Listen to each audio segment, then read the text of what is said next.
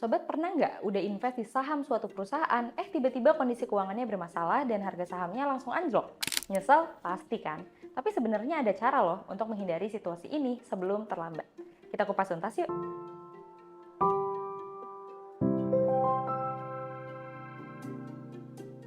Di dunia investasi profesional, sebelum merekomendasikan atau mengambil posisi di saham manapun, ada proses evaluasi fundamental perusahaan yang harus dilakukan secara menyeluruh.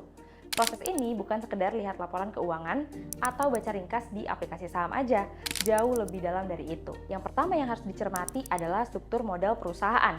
Seberapa besar perusahaan bergantung pada utang dibanding modal sendiri.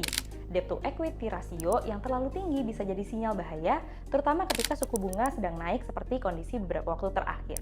Perusahaan dengan beban utang besar akan sangat rentan terhadap perubahan kondisi makroekonomi. Berikutnya adalah analisis arus kas. Ini yang sering dilewatkan investor retail. Perusahaan bisa saja mencatatkan laba bersih yang bagus di laporan laba rugi, tapi kalau arus kas operasionalnya itu negatif, itu jadi sinyal yang perlu diwaspadai. Laba akuntansi dan laba tunai itu dua hal yang berbeda dan profesional pasar modal sangat paham perbedaan ini. Selain itu, ada satu hal yang juga krusial tapi jarang dibahas, yaitu evaluasi aksi korporasi yang pernah dilakukan perusahaan, rights issue, merger, akuisisi, atau restrukturisasi yang pernah terjadi sebelumnya bisa memberikan gambaran tentang bagaimana manajemen mengambil keputusan strategis.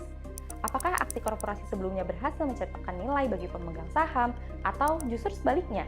Nah, di Indonesia sendiri, kita udah bisa melihat banyak kasus di mana investor retail itu terlambat membaca sinyal bahaya dari kondisi keuangan perusahaan.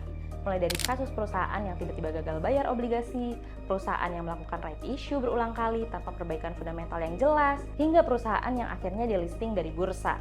Semua sinyal itu sebenarnya bisa dibaca lebih awal kalau sobat tahu cara mengevaluasi kondisi keuangan perusahaan secara profesional. Dan inilah yang membedakan investor yang konsisten profit dari yang terus-terusan nyangkut. Disinilah kompetensi yang diuji dalam sertifikasi profesi pasar modal di LSPPM menjadi relevan. Peserta nggak hanya diminta memahami teori aja, tapi juga harus mampu mengevaluasi kondisi keuangan perusahaan secara menyeluruh dan memberikan rekomendasi yang bisa dipertanggungjawabkan secara profesional. Info sertifikasi lainnya kunjungi lsppm.com dan hubungi nomor berikut. Next, kita bahas apa lagi?